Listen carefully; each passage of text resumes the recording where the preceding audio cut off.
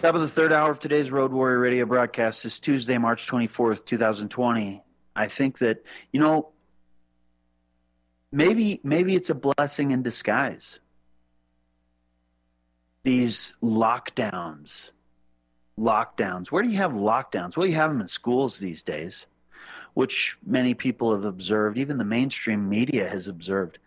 Schools are, so-called schools are, they're very similar to prisons these days. And as we know, as we've talked about extensively on this broadcast and this network, that's no coincidence. Speaking of Rockefeller influence, that was one of, again, getting back to what Norman Dodd said, the director of research for the Reese Committee back in the 50s. What did he say? Change life in America, never return to pre-World War I. By means of a perpetual state of war, capture the State Department, control the diplomatic machinery of the U.S., control education, prevent a reversion. They called it. In their upside-down, backwards world, that would be a reversion, going back to normalcy and peace. Alter the teaching of U.S. history, and I have talked many times about how Thomas McNeice wrote in his report to the committee, Economics of the Public Interest, that the way he referred to it, a change so drastic occurred in that 4-year period, he said, from 1933 to 36, so drastic as to constitute a revolution.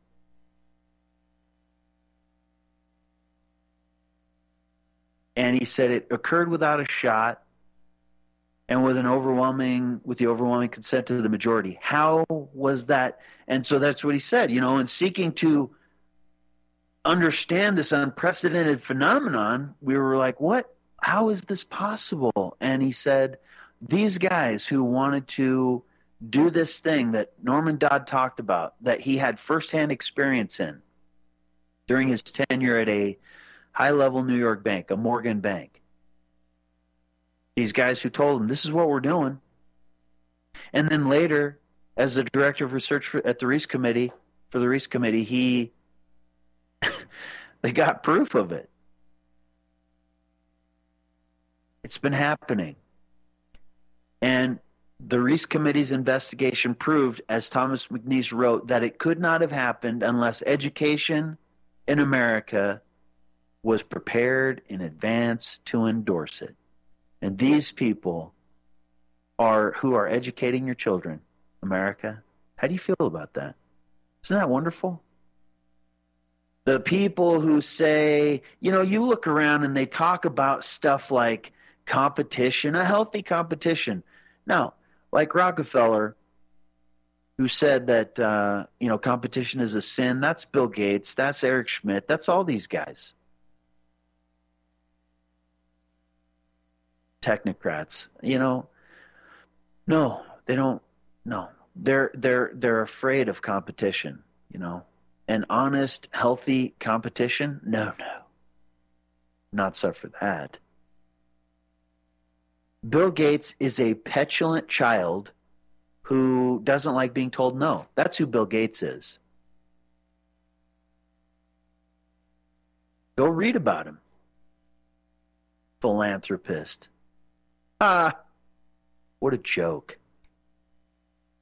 In Search of the Real Bill Gates, Walter Isaacson. I read you an excerpt earlier. Read about the real Bill Gates.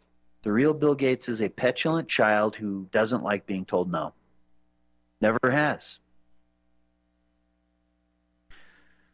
Who was coddled to the point that, he believed his own, stuff, as they say, and has turned into this megalomaniac now as a result. Benefiting from all sides of a catastrophe that his name was part of planning and preparing for over and over and over for years. He himself, constantly at these talks, whether it's the Shattuck Lecture or a TED Talk or whatever, How convenient. This guy's running around saying it's not a matter of if, but when. Funding, whether it's the movie or whatever enterprise or his, eponymous foundation, sponsoring and participating in the next, pandemic exercise. And then, of course, funding vaccine research, so-called, funding the global procurement fund, the centralized mechanism that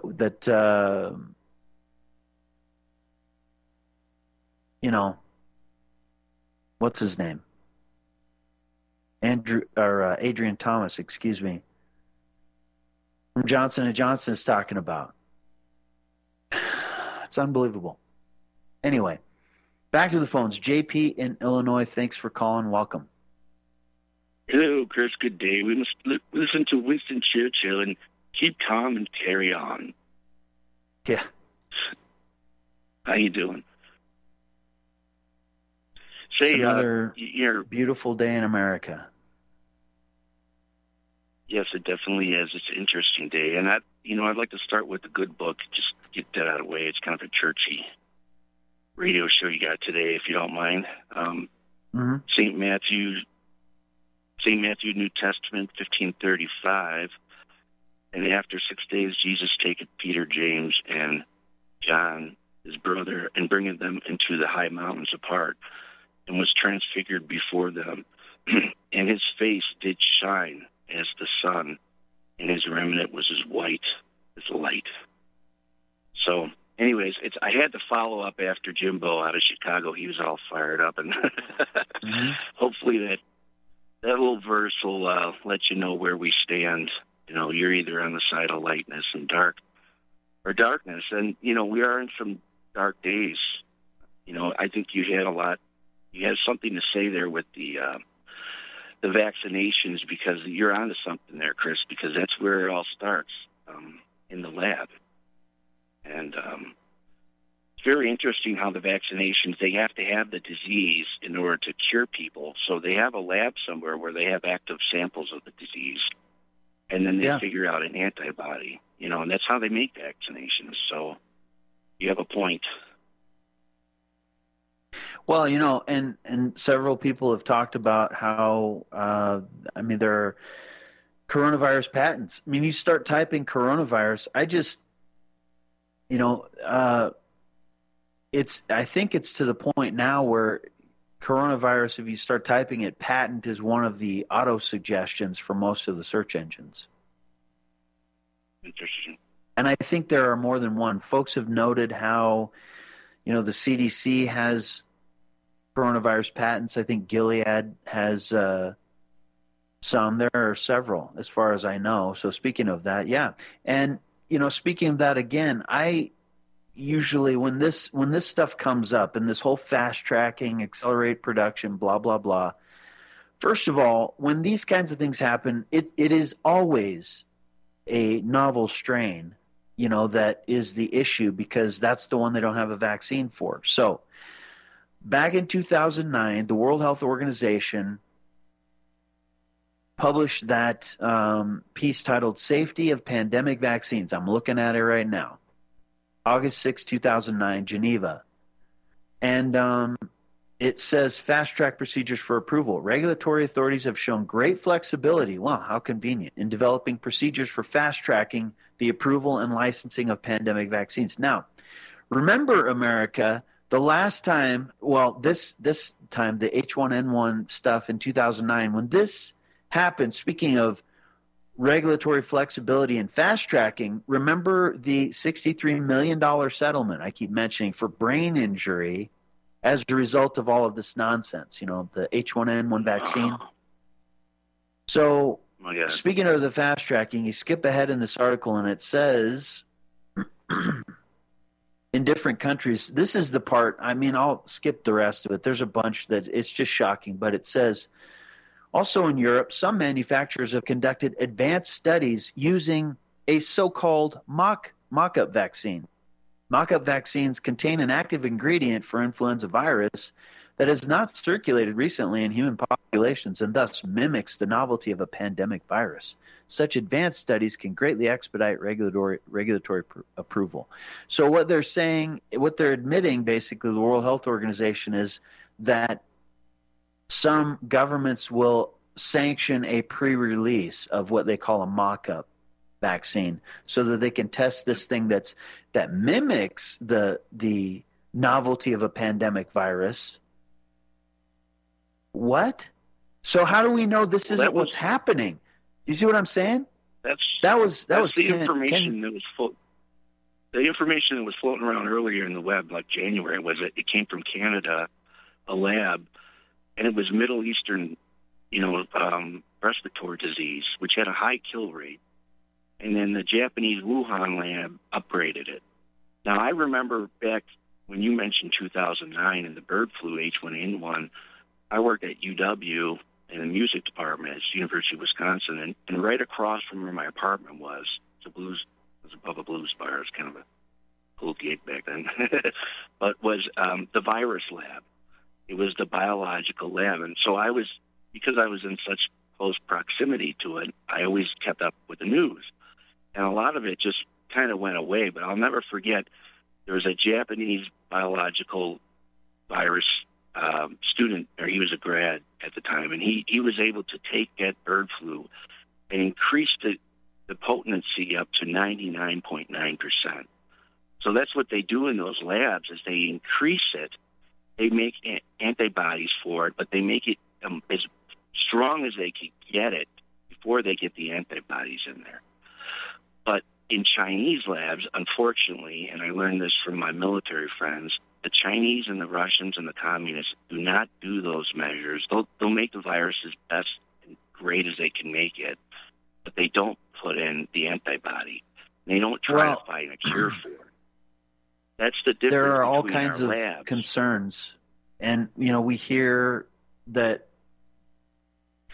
When you think of things like cloning people and certain other ethical gray areas, and this is a deep rabbit hole that includes. German. I mean, it circles back around real quick to Edwin Black's work and the same old eugenics, same old war against the weak, and the Chinese contingent here in academia that's been brought in on purpose. Many folks have talked about that.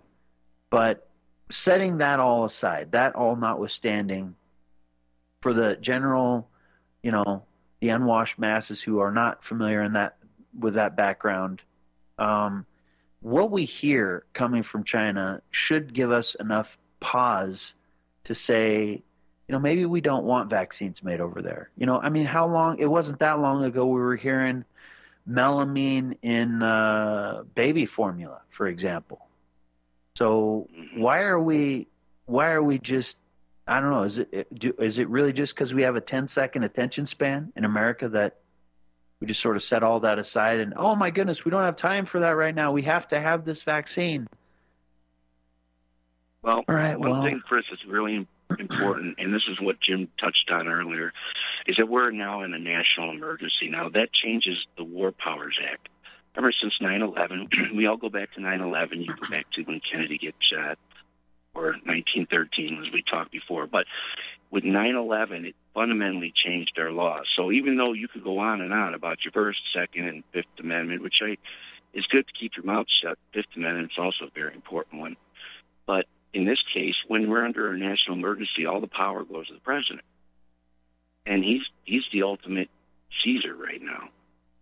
So what he says goes, basically. Unfortunately, that's just how it is. So you could go on and on about... It goes much further back than that, which is what we talked about yesterday. That's why I played the Norman Dodd clip. That's why I mentioned Senate Report 93-549 from 1973, which the Bush II administration referred to when they published the updated CRS Report 98-505 updated September 18, 2001, they referred to Senate Report 93-549, which was the report published by the Senate committee, the special committee to terminate the national emergency.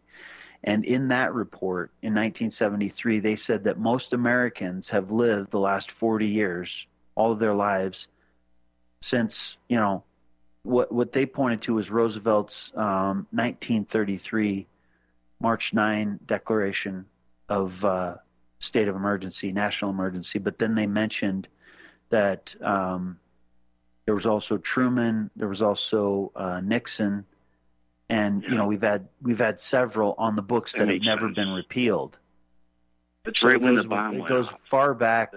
It far predates. That could be when the deep state started, is when the bomb went off. Maybe that's the point. Maybe you're onto something there. No, when it really was codified was the National Security Act. That's when we got the National Military Establishment and all of this hardware, the Joint Chiefs of Staff, the DOD, the CIA, that was the phoenix raised from the ashes of the OSS. That's when it was institutionalized. Interesting. So, one of the things I was thinking about in the last segment is that the Afghani people have been attacked for more than 200 years by the Anglo-American establishment and British intrigue, and we've been a proxy for that, which is fun. But maybe we should learn from those folks. And I was saying, in this time, this little timeout that we have, maybe we should learn some lessons. And, the great military leaders of history have, that area of the world, that region has been sort of the unconquerable region because of their fierce tribal nature, I would say in large part. They trust people in their village that they grew up around, that they can see and touch. And if you live even a mile down the road and they don't know you, they don't trust you. And I think there's a sensibility in that. And so the Anglo-American establishment has been beating on those people for more than 200 years. And it's been basically what British intelligence and British intrigue says is that, if we can conquer those guys, then we can conquer anyone anywhere. And so you see that did in the Scottish, 300 years ago. You see it Irish in were the frontline troops. Yeah, you see it in reports like NATO and Afghanistan, a test of the transatlantic alliance, which is why I've mentioned that one a million times. RL 33627, I think it's October 23rd installment in particular, which says the mission of the North Atlantic Treaty Organization in Afghanistan is a test. It's an exercise, kind of like Mike Pompeo saying we're in right now. A test of the alliance's political will and military capabilities is what it says. And it says the mission is difficult. The thing. There's a lot of gray there, brother, and it goes back to 9/11. Just think about it. Was it an exercise or was it real? It reminds me of that conversation the young officer had with Cheney. Is the operation still stands? Does the order still stand, sir? And he says, of course it does. Hold on. We'll be right back. Stick around, folks. We'll be right back. Leader of war.